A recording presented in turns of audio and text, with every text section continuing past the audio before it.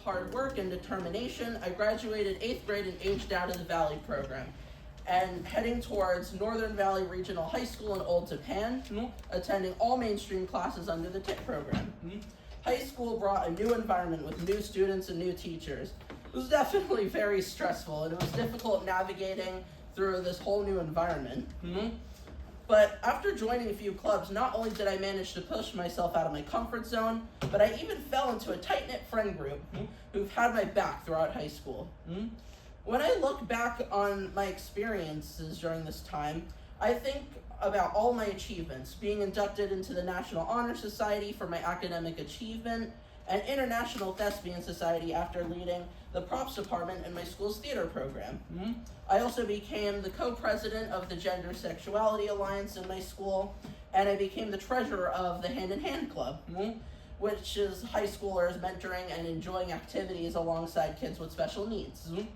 My experience at NVOT has taught me the importance of commitment, as well as organizational and leadership skills. Along the way, I've also gravitated towards drawing as a hobby and passion of mine. I could always be found making comics or drawing on my iPad. Having this creative outlet to express myself and navigate through the stresses and challenges of life has really had a positive impact on me. And in 7th grade, my family and I decided to turn my passion for art into a business. Launching at the beginning of Autism Acceptance Month in 2020, the sticker spectrum kept me occupied through the COVID pandemic and beyond.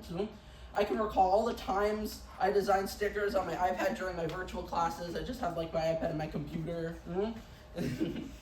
The sticker spectrum has helped me share my story and talent, and it's opened up doors that I never thought were possible. Over the past few years, I've had opportunities to speak at events, sell my products at art fairs and stores, and gain the confidence to discuss and sell my products with complete strangers, such as what I'm doing right now. Actually, Bridges has been the reason why I've had a lot of opportunities with the sticker spectrum, so I definitely want to thank them for all they've done to help bring the sticker spectrum to where it is today. There's no denying that I've come a far way since first opening the business, not only with my art skills, but also with my social skills. Of course, running a business isn't always easy, but thankfully I'm not alone, because I have my mom, who helps with packaging all the stickers, and then I have my sister who does social media and the website. So yeah, we're basically a team. And my mom was even the one who pushed me to take an entrepreneurship class in my senior year of high school, to learn the back end of running a business. While this subject wasn't always the most interesting, I can admit that what I got out of the class will undoubtedly help me throughout my future endeavors with the sticker spectrum and beyond. With this knowledge in mind, alongside my mom's help, I've compiled some tips that will help you all conquer the world of entrepreneurship. So, when it comes to running a business, there's essentially two paths you can take. Starting a business from scratch, or buying into a franchise. So franchising is essentially running a business that already exists, but starting in a specific location. With the business plan, rules, and operations already set up, all you need to do is have the money needed to buy the franchise and undergo the training necessary to run things in the image of the franchisor. Furthermore, with a familiar name under your belt, you'll have less struggle attracting customers. Franchising isn't easy, however. Buying into a franchise can be very expensive, and the training process can take months. You also need to be strategic on your location in order to avoid competition. For example, you can't really open a Jersey Mike's franchise right next to a Subway. Of course, we did not go this route, and we ended up starting our business from the ground up. So, for my family, we started with the two things that we love, my art and my mom's love and her ability to make stickers. At first, all of our stickers were paper and made in-house, but now 5 years later, we make a variety of products, and we outsource our stickers, which means we get them made by someone else, because they have the giant equipment that can make waterproof, long-lasting vinyl stickers. I still draw everything digitally on my iPad, so the designs are still hand-drawn and completely original.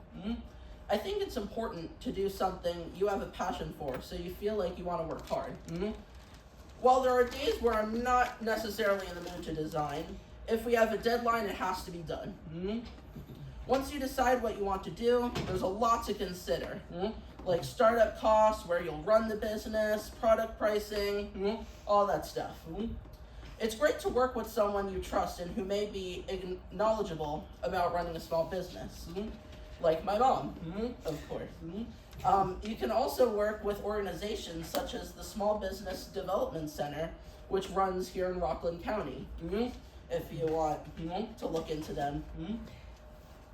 So overall, there are many pros and cons to running your own business versus working for another business. The pros are that you're essentially your own boss. You can do something you love, you can make your own work hours, more or less. And if you're like me and you need a break every so often, you can take one.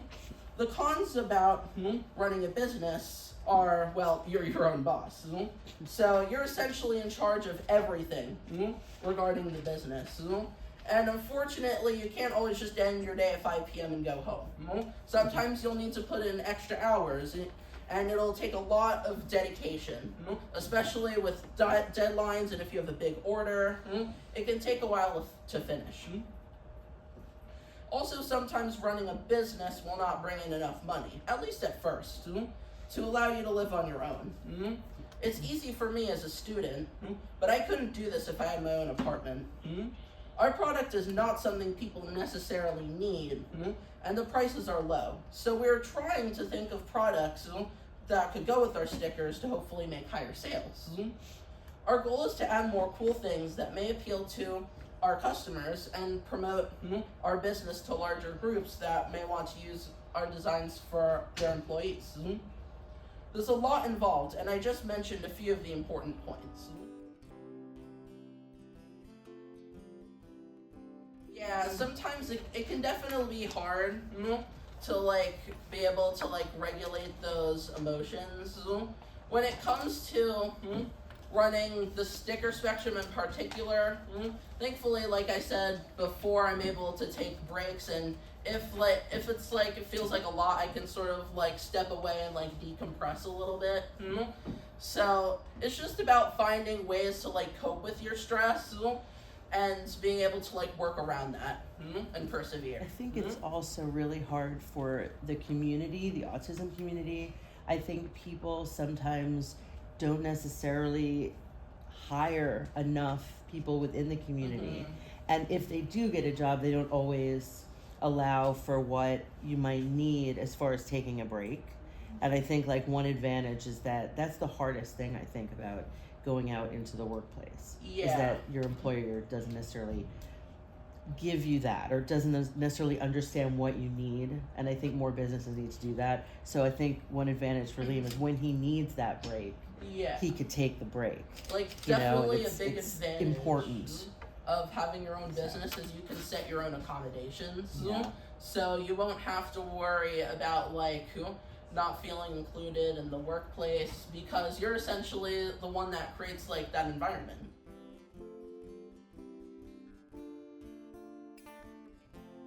Well, first of all, this isn't my first time speaking in front of a crowd. In fact, my first time I actually did public speaking was with an audience of 100 people. It was during the Bridges event charity dinner, I think. I think, there was a panel discussion. The theme was entrepreneurship. So, so I was asked to speak at the panel discussion because, I own a business and everything. I was actually the youngest person up there with 3 adults who also have disabilities. It was definitely very intimidating at first, I'm not gonna lie. But eventually, because I'm talking about something that I already know, the sticker spectrum, I'm sort of able to ease into that and feel more comfortable over time. And now, because I've had a few other experiences speaking about the sticker spectrum, now I'm sort of at this point where I feel more comfortable about doing it. There's always this bit of stress that goes into it. I feel like that won't necessarily go away, but like being able to like talk about something that you're passionate about makes it a whole lot easier for sure.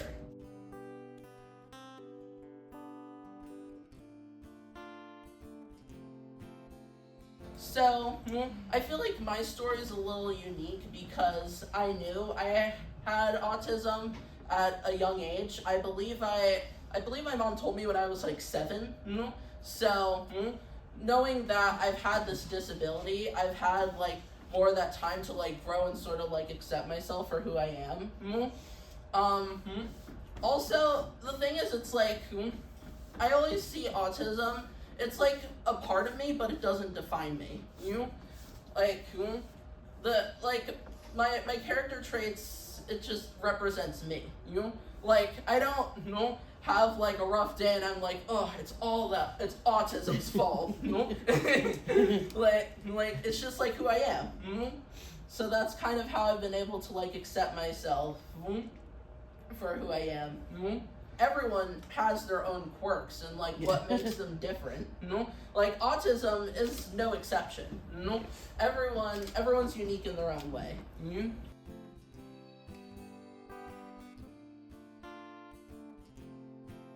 Yeah, there's definitely been times, where I've been like, this doesn't look good. I need to change this. Sometimes it's good to just like step back and like take a bit of a break, take a breather, and then come back to it later with like a fresh new pair of eyes, or something like that. Yeah, it can definitely be hard to like get through that creative slump, but like when you like step back, like sort of reassess your situation and then come back to it, things will turn out a lot better. I definitely say having my mom and my sister there to like sort of give me pointers on like how to improve my designs. It's definitely given me the practice to like take constructive criticism better. And I'd rather be able to like practice those skills on my family than with like actual like employers or like professors or something like that. Like like I don't want to be the one to like be like, no, you're completely wrong at like my boss or something. So yeah, I'm definitely glad I have the like experience of like running a business and like working and being able to like take constructive criticism and changing things. Yeah, running a business, it's definitely hard work, but if you're doing something that you're good at and you genuinely feel passionate about, like it like eventually it won't even feel like work. It's just like being able to like enjoy yourself that way, and being able to like sort of set your own rules. It can be very liberating.